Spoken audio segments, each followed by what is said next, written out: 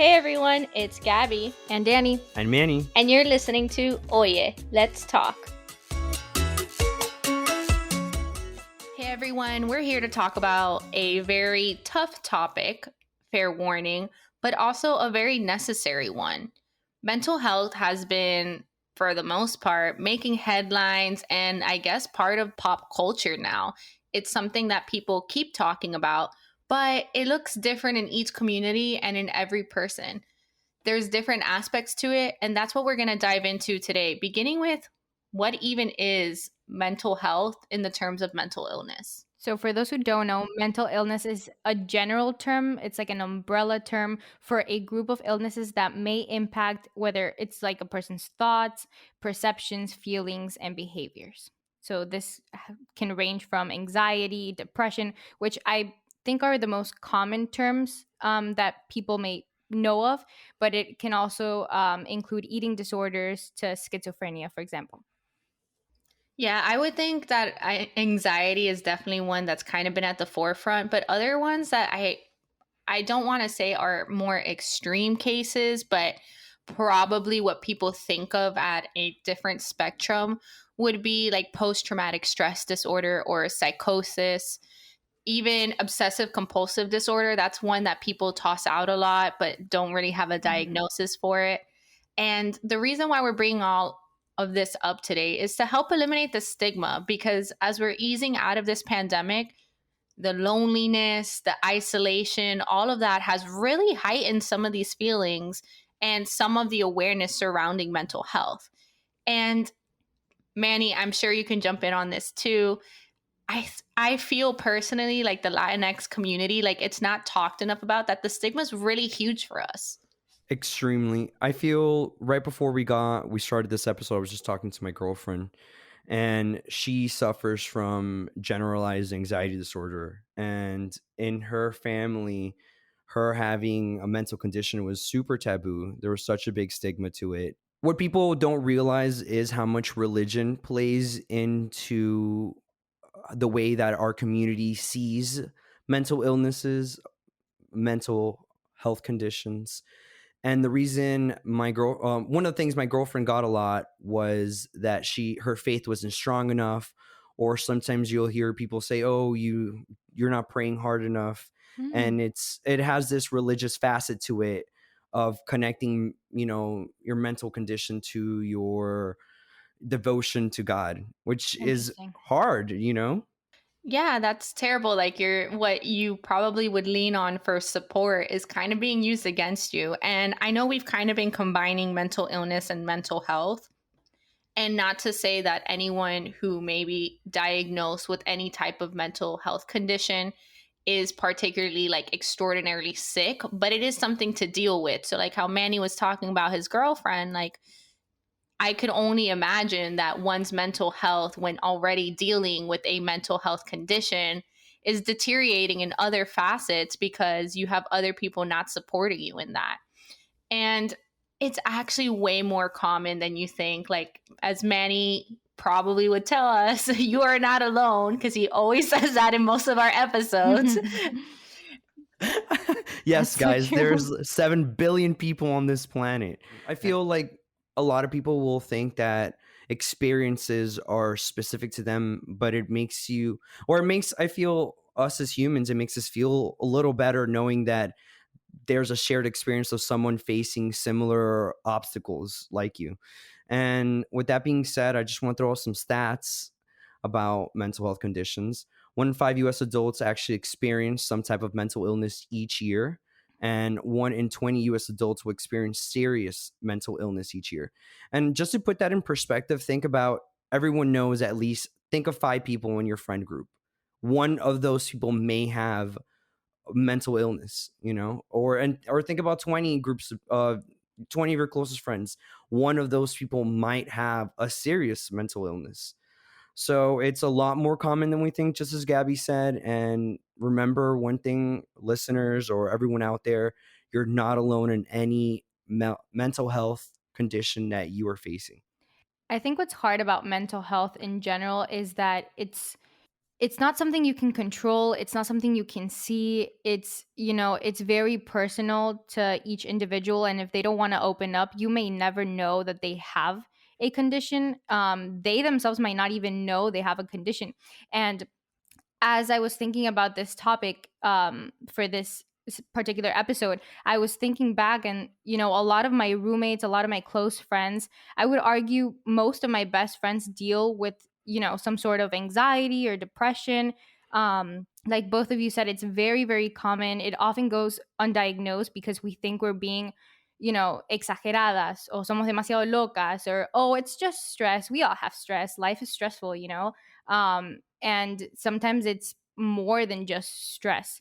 Me in particular, I've never dealt with anything severe. I don't think I've ever undergone depression or had like severe OCD or an eating disorder, but I have had anxiety attacks like twice in my life.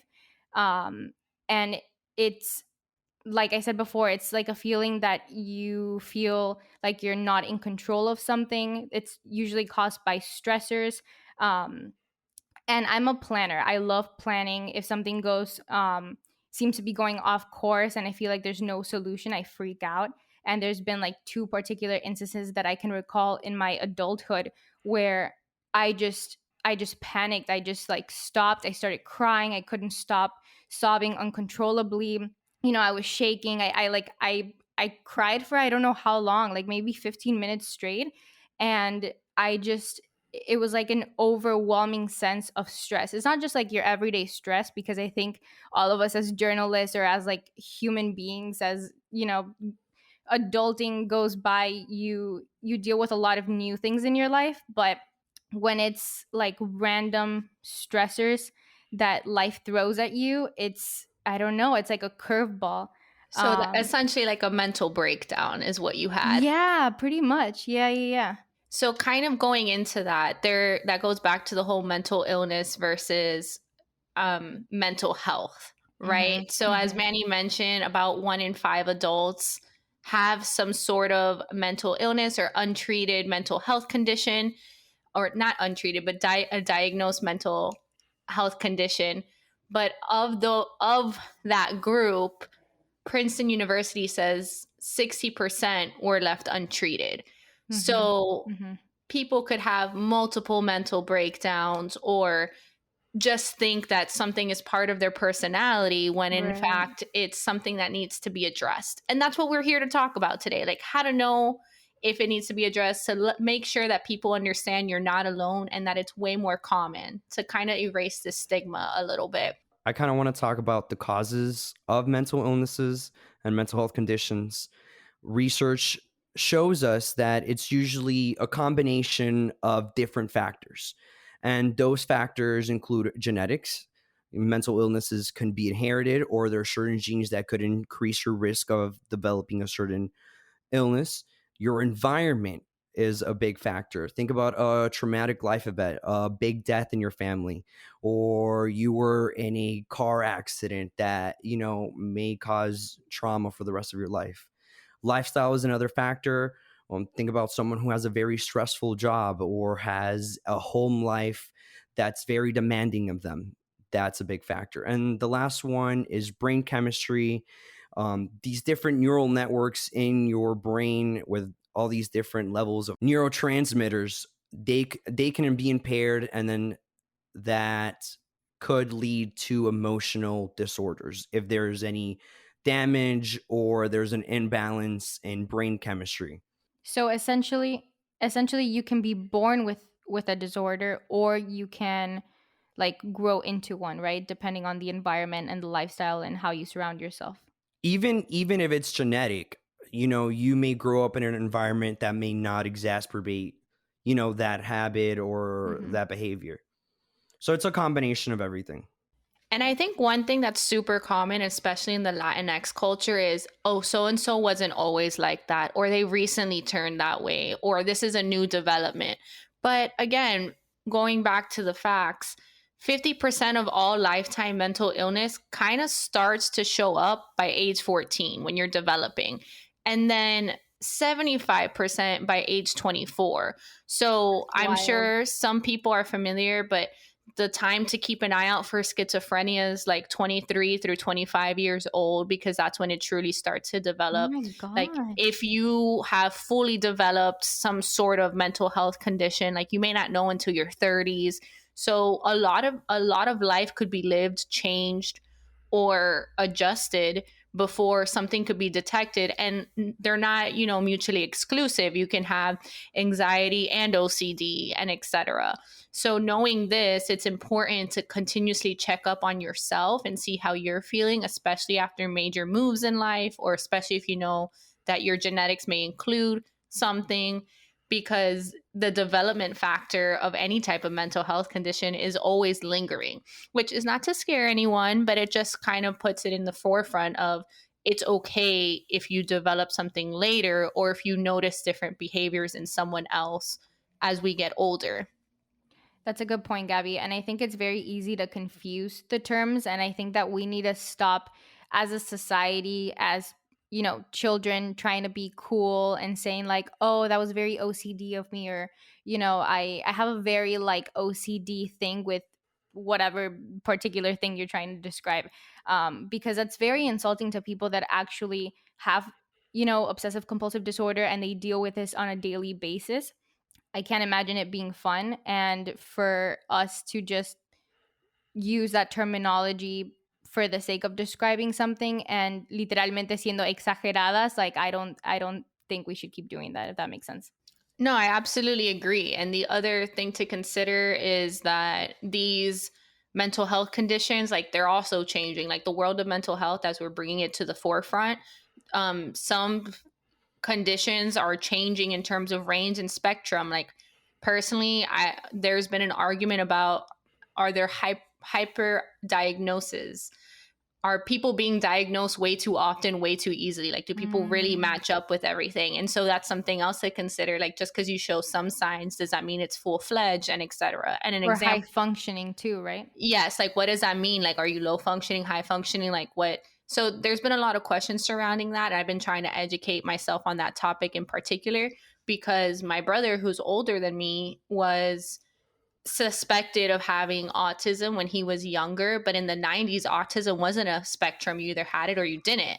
So then later on in life, when he went to a therapist, like there's different periods where he went to a psychiatrist and such, but one time it was, okay, you have ADHD, but you're not really hyperactive, like you tick in different ways. Or later he was diagnosed with OCD because it didn't quite match up with ADD. And then later on it was suspected that he was depressed and had Asperger's. We were all very hesitant about the depression one. He didn't even feel like that aligned.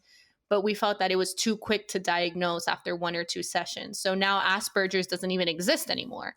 And he's now 30. So just in one person's lifetime, I've just seen how diagnosis has changed. And now autism's on a spectrum, and what goes with autism, like they don't, if someone's autistic, they don't really diagnose them with anxiety or OCD because the symptoms are similar to autism and etc. I don't want to ramble on this too long, but it just goes to show that what may be a mental health condition one year can drastically change a few years later, as what can the medication or coping mechanisms.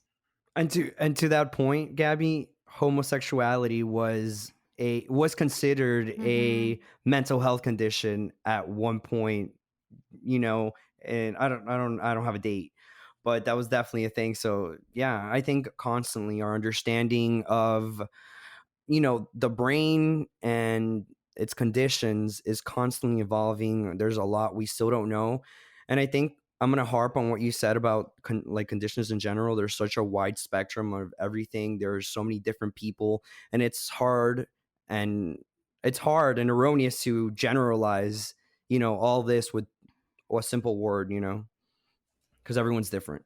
I think one of the most important takeaways, hopefully, from this episode is also that, we can't simply ignore what's happening to us if, you're going through something that seems more than just like a stress factor in your life. If it's continuous, there's a lot of medications out there where doctors will prescribe so that the child or the individual going through something will stay mellow, will stay um, normal, so to speak. But it doesn't treat you. It's not a treatment.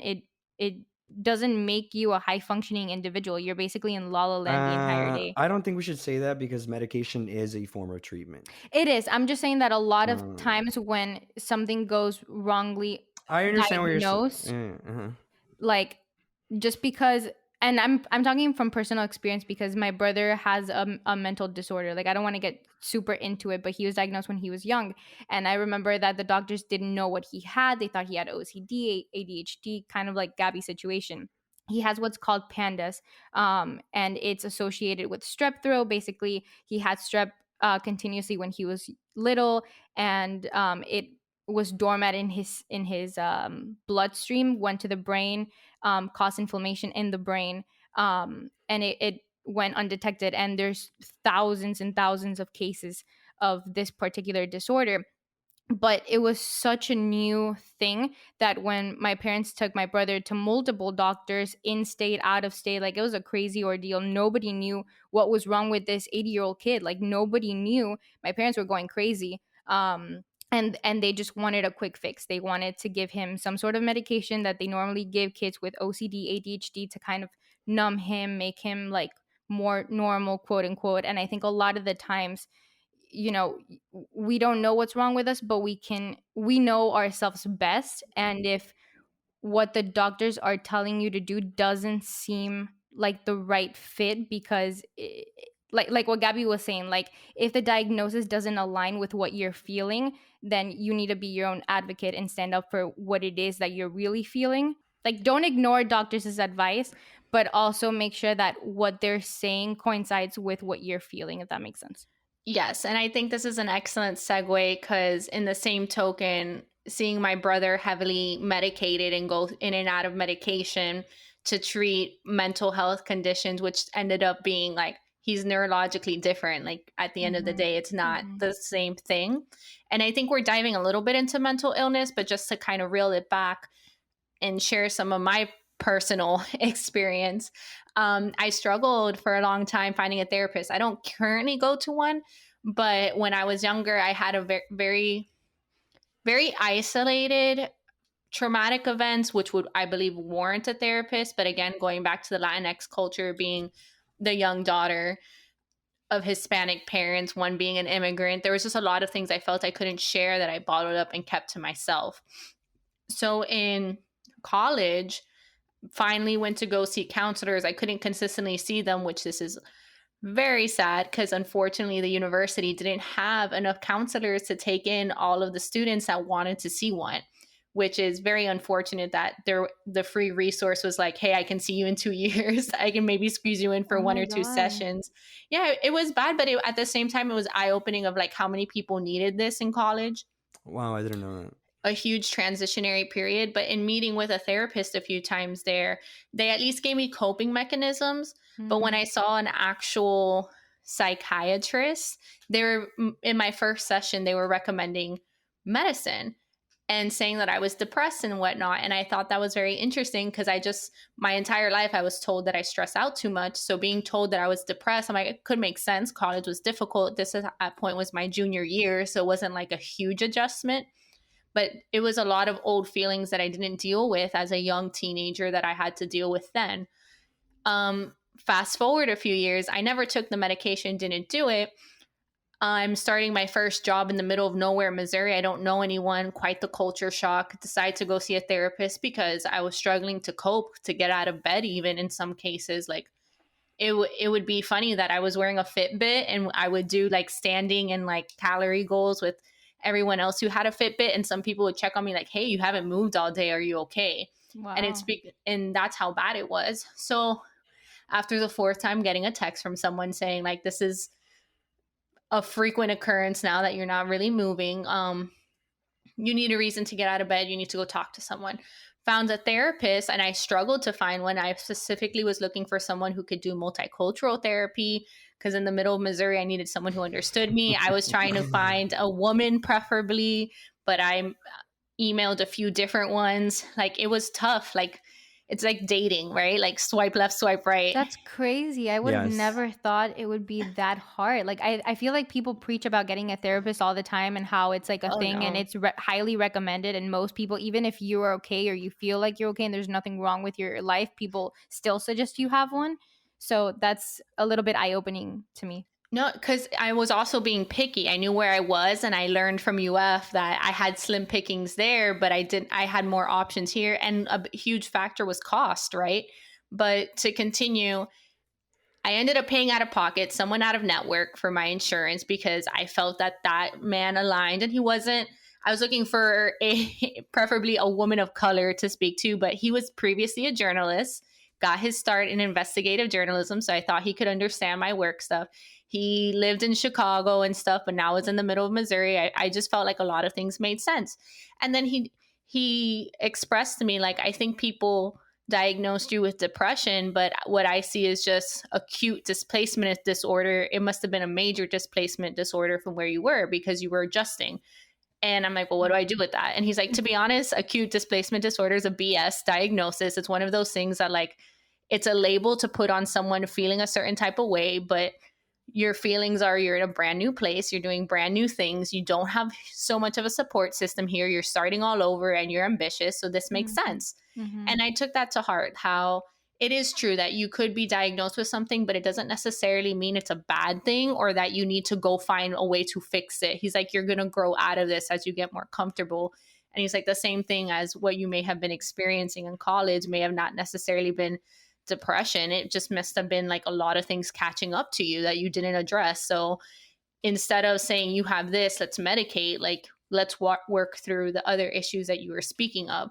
So for anyone listening still and and and can resonate with my story, a diagnosis isn't a bad thing. And going back to Danny's point, like medication isn't the first rule. But I did learn how to cope. And I think that's where this conversation goes next. And I think getting a second opinion is also important because Gabby, I don't know who kept telling you that it's just stress, like they're just stressors. I wonder if it's like family members, friends, just people that like see you on a daily basis.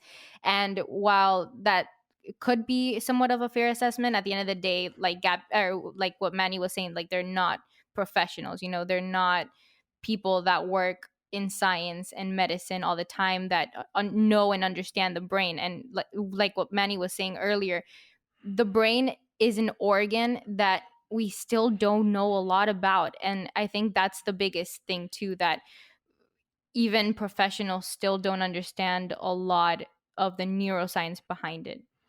Well, before we talk about how we cope with this, I want to talk about my own personal experiences. Mhm. And I will, before I say anything, I will preface that this is just my own personal experience. And my girlfriend, like I said earlier, does suffer from generalized anxiety disorder.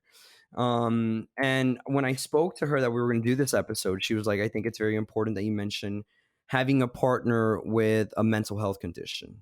And one of the big things that she wanted me to drive, she told me, she was like, someone's partner isn't they're they shouldn't be fixing your problem. They're not there to, get rid of your mental health condition. They're there to be supportive of your journey. They're there to hold your hand.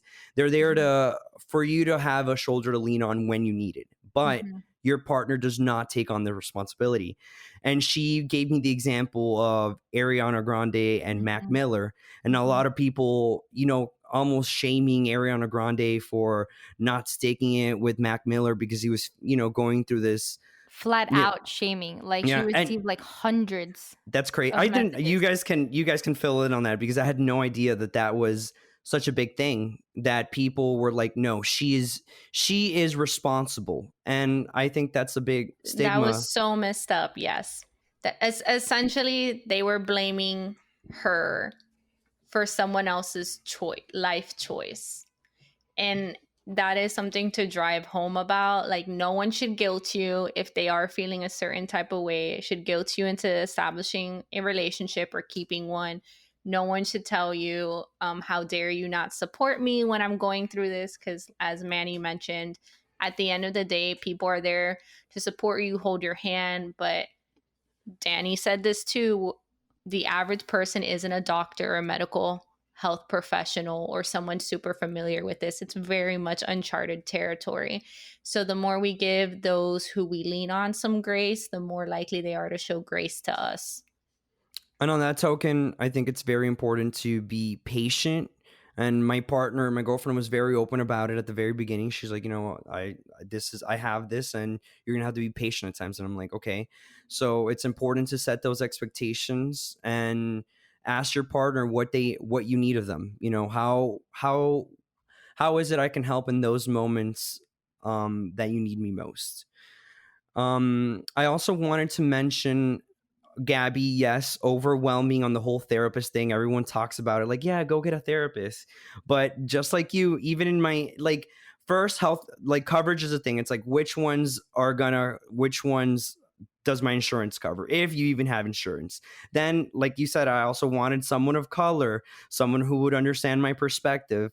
So it is kind of like, you're like very, very picky, and then there's different fields of expertise and different forms of therapies that you can have. So it's very overwhelming, definitely. And after you go through just your list of what you're looking for, you have to meet them and be like, can I tell this person my personal life? Like, can I be like that? And if anyone watches This Is Us, I'm so sure you can resonate. Yes. So Randall, this is a spoiler. Please skip the next 20 seconds. Randall is coming to terms with himself as a Black man and exploring his race. And he was going to a female therapist, and then he decides, I need a Black man as my therapist because that's who I would feel comfortable talking to.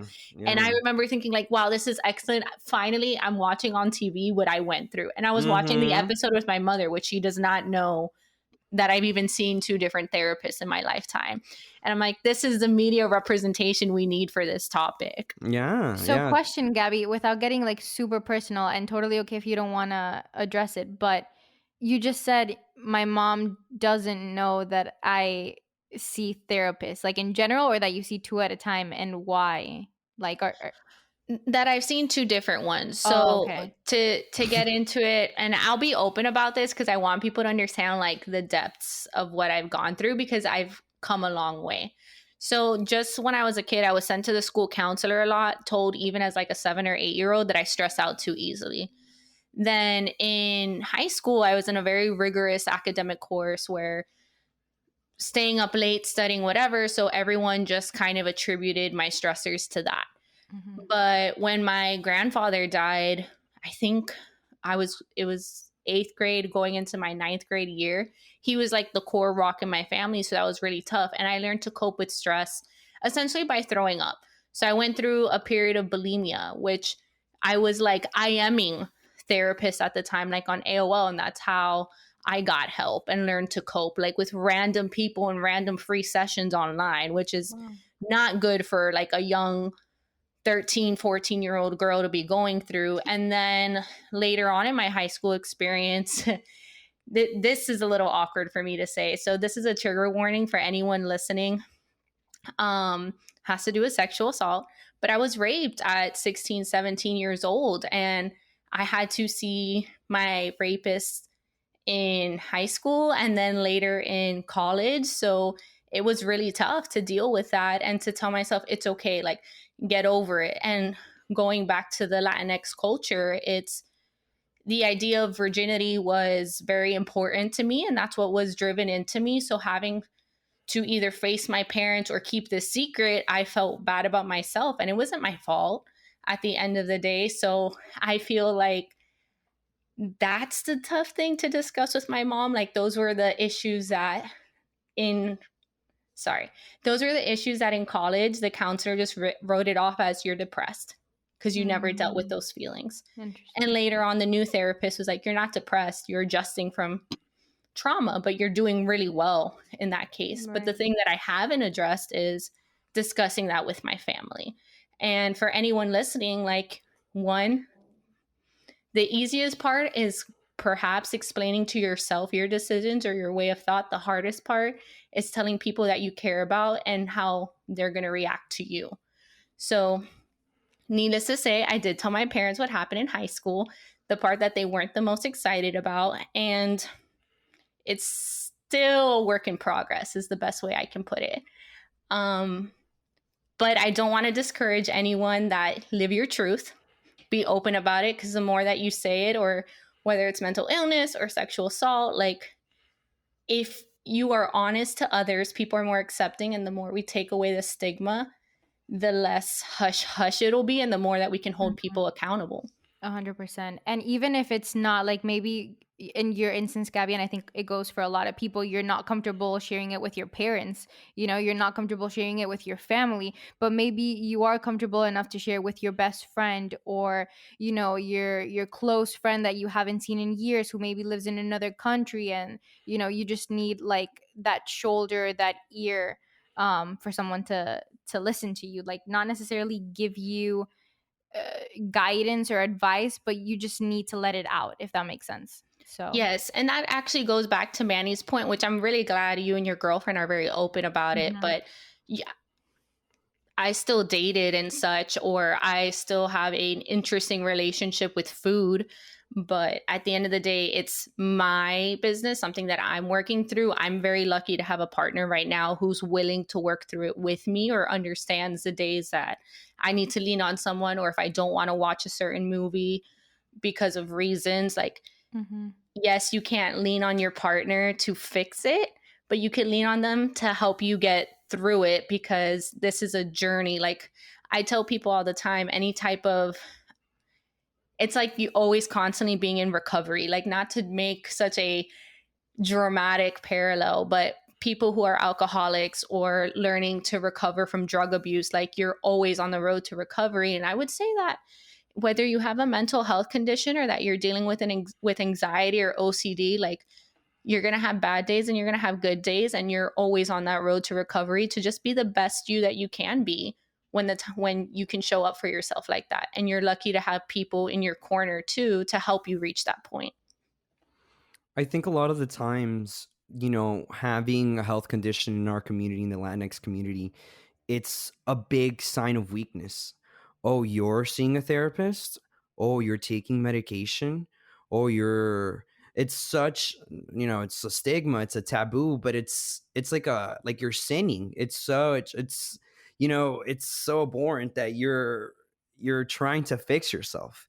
And I want to share, I mean, I don't personally face or endure any mental health conditions, but my girlfriend does. And growing up, her family saw her mental health conditions as a weakness, and even would, she's applying to go to medical school right now, and they would almost tell her that if she had this mental health condition, she couldn't be a doctor or she couldn't be wow, successful. Yeah, so it's like very demoralizing when it's your own community, discouraging. yeah, dismisses your your mental health, That's so sad, because you shouldn't be crippled by it either, or people shouldn't like pull the rug out from under you. Like everyone deserves to follow their dreams or pursue what they want to pursue. This shouldn't be an obstacle, if anything. I would think the contrary, like because they've experienced something of that sort, they could better understand their clients and their patients because they can relate. Yeah. As Danny just mentioned, like you have experiences that can help others. And I think the reason why some people have that perspective is because you've learned to cope and you're ready to pass that along to others. And a few ways to cope is beyond therapy. That's like a treatment at the end of the day. But it's understanding who you are as a person and recognizing your triggers. Because the scariest part is not knowing if you're just stressed, or if you're about to have an episode or a mental health breakdown or a mental breakdown period, because people are allowed to have those. Like life Hmm. gets complicated. Mm-hmm. And Yes. the first step is reaching out for help and receiving that diagnosis. Once you have received that diagnosis from a mental health professional, not from your best friend, not from your parents, not from your teachers, from a mental health professional, there are different treatments that you can find to cope with this mental health condition. And people usually, use a combination of this because not every treatment is a one size fits all for everybody. And that includes medication, which, as Danny said earlier, risk and benefits need to be weighed out when sometimes those risks aren't worth the benefits of being drowsy or taking away your creativity. Counseling and therapy is also another form of treatment. And there are so many treatments out there for different types of things. There's specific treatment for people with post-traumatic stress disorder where they use rapid eye movement or like a tap or a click to kind of take their mind off of that event.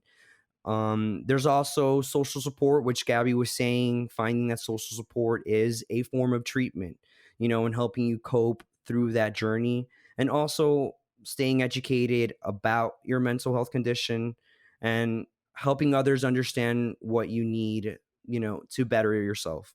And I would also suggest, education is obviously a big component in this, but I would suggest not to Google random symptoms and random terms that you may think could possibly have to do with you, just because, like, I think we've all gone through that rabbit hole of like looking something up and then it leads to something else, and then holy shit, you have lung cancer. What? No, maybe you don't.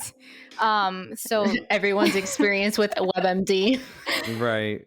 so maybe take it with a grain of salt at the beginning. Definitely seek out someone who is a professional and knows how to treat these sort of disorders and conditions. And at the end of the day, I think it's very important that when that individual is ready to open up, that they do so to someone that they're close to. At least if they don't feel ready to go to a therapist, that's perfectly fine. If they don't feel like they're comfortable going to their parents, that's fine. But I think that at the end of the day, it's very important to let it out. And I know a lot of friends that love to journal about it because they keep it to themselves, and it's an outlet.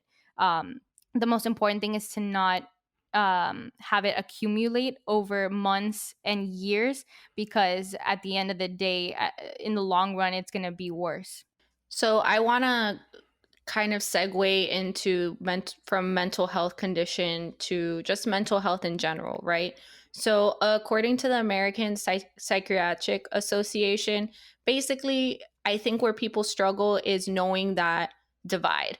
Like, am I just doing bad mentally for a little bit, or do I have a mental health condition? And the APA says, for instance, three not surefire ways, but three hints that you may need to seek more help is you can't function, whether it's anxiety or you're noticing like you can't get through a task because you're focused on something else, or you feel like crippled, like your chest is heavy and you don't feel like you can get up, or you don't leave your bed, or you don't feel like speaking with anyone, like human interaction. Maybe you're an introvert, but you decided not to speak to anyone for 3 or 4 days and you feel bad. Like, it's not, it has to be more than just a bad few hours or a bad 1 or 2 days. It needs to be, hey, I've been feeling like this way for a long period of time and no major event has happened. So if you had a death in your family, that is typical. If you perhaps are going through like a job loss or a breakup, like that's normal. But if you're waking up on a random Tuesday and you're like, I don't want to get out of bed, I can't do anything, that's probably a huge sign that you need to seek more help, or that at that moment you may have a mental health condition. As far as mental health, it's totally okay to have a down few days. As Danny mentioned, journal about it, recognize those feelings, associate yourself and identify what they are, because that's one way to cope. And that's also one way to track, hey, I've been feeling down for a few days, or I don't remember the last time I was really happy. Change your behavior. Do you need to go out kayaking? Do you need to be in the sunlight? Do you need to go hang out with friends? And does that change your mood? Does that help? Those are easy, surefire ways, especially during the pandemic where a lot of social interaction was limited. Mm-hmm. Those are ways to recognize, like, and to cope when you're having a bad few days or you're not doing well mentally. And what happens if you notice a friend or a family with some of the signs that Gabby just mentioned? You notice someone isn't acting their usual way and it's been like at least a week or two and you're starting to get concerned. One of the biggest things you want to do is remember that you're not an expert and you're not going to have all the answers. Always be sure to express your concern and willingness to listen to the person. and don't be afraid to talk about it. One big tip that I found that was super important was using I statements instead of you statements. So, for example, say, I'm worried about you, or I would like you to consider talking with a counselor. Then instead of saying, you are this, or you should go see a counselor. And always be patient and try not to be judgmental of their thoughts and actions. Or pressure them, because I think a lot of people aren't ready depending on what stage they're in or where they're at in life. But we'll also provide some resources for you in case you want to remain anonymous and talk to someone that can still help you out but does not have that close personal relationship with you. There's multiple hotlines out there that work 24/7. So if you're up in the middle of the night, it's 3 a.m., you have someone to talk to. And I think the important thing to remember too is do what you can for yourself, for your friends. If you know someone's going through a tough time, or they might be coming to terms with a diagnosis, or they might realize like they've been having a bad few days, like buy them ice cream, be a listening ear. But if you can't do their laundry, cook them dinner, make sure they shower, like at the end of the day, you can only do so much when it comes to caring for others. And also for caring for yourself. If you feel like you need help to figure out a meal for a day, or if you need help to feel a little bit happier, or to learn new coping mechanisms, and you want someone to explore that with you, don't be afraid to ask for that help. But don't be hurt if people can't commit, because all of this is a personal journey at the end of the day. And trying to get better with your mental health could be as easy as, I need to plan a vacation and like mark that in my calendar. I need something to look forward to. Or I have an emotional support animal now. I take care of a dog and she's changed my mood a lot. Like these are things to consider. It's a personal responsibility for me, but she likes it. Mia, I know, enjoys my company and I enjoy hers. But those are things to consider. I didn't have to rely on someone. I'm relying on my dog to make me get out of bed at 3 o'clock in the morning to walk her. Same. I don't know if this is the best approach, but I love to nap. Like sometimes when I need to cool off and just like reassess, I sleep on it. So I'll sleep. I love sleep. Yeah. Another thing I do is I carve out time like within my week where I treat myself and I do something for me. So whether I cook something different, or I eat an extravagant dessert, or I go out, I was going to say on my bike, but I don't really do that. But like something like outdoorsy that I don't normally do, or if I hang out with friends or whatever it may be, I just carve out time for me that's not already normally in my schedule.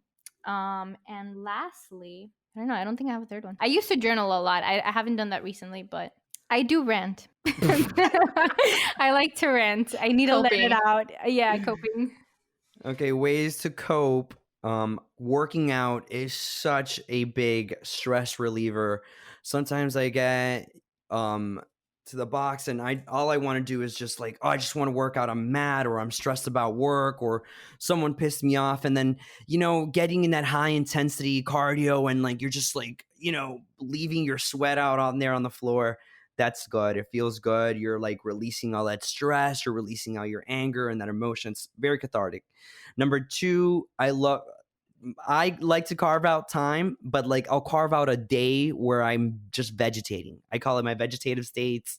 Yes. And I know I'm not doing anything. I am not picking up the computer. Are you in PJs all day? I'm in PJs all day, watching TV, movies, whatever You're like it is. wallowing. I think it's perfectly fine. No, it is not wallowing. It is self-care. Call it what you want.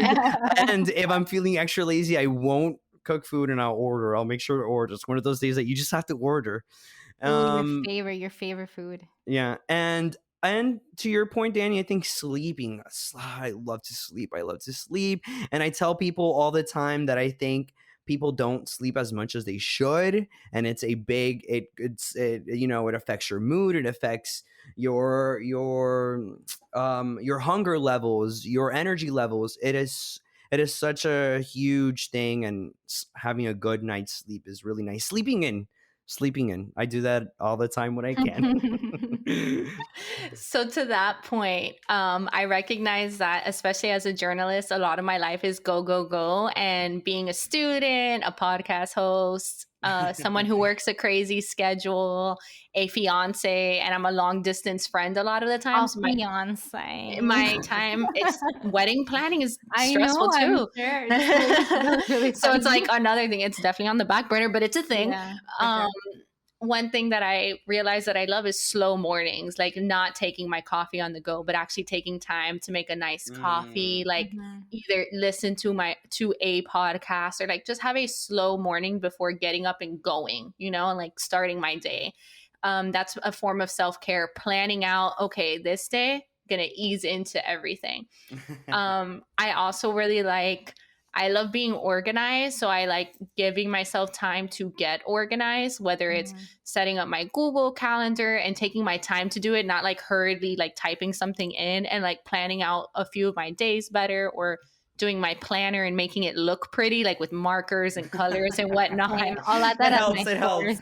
It does. It's just because coloring is soothing, but like I sometimes feel like I'm wasting time when I'm coloring. So I try to be productive and do both.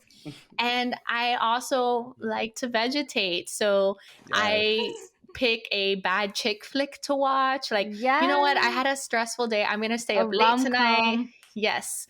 Good rom-com. And I say, like, I call it my guilt-free hours. Like, I either buy something I wanted, or like a snack or food, or watch a movie that I know no one else probably would have watched with me. Like, I'm just doing something guilt-free, and it's because it's just for me. I'm not thinking about repercussions or any of that. I try to have responsible guilt-free hours, but I'm about it. So slow mornings, taking my time to get organized, not doing it because my schedule's so full, and having guilt-free hours.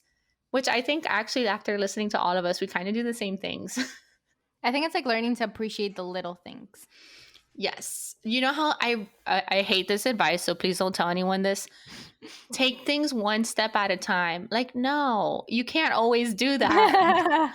But planning, hey, I'm going to tackle the next thing after this, after I take a break, I think that's more important. Yes. Like, that's more sound advice. Please don't, biggest pet peeve, don't tell me to take things one thing at a time, because obviously I can't actually do 12 things at once. A bigger pet peeve, don't tell me what to do. Let me just be, I'll figure it out. Guys, no, but yeah, I agree. He's about to start a rant. No. Gabby, wrap it up before she starts ranting. On that note, we covered a lot today, y'all. Like, it was a lot, but I hope some of our personal advice and personal stories can help you figure it out. And whether it's to talk to yourself and look internally, or lean onto a friend, don't be afraid to be like, oye, let's talk how you're doing mentally. Are you mentally healthy today? And go from there.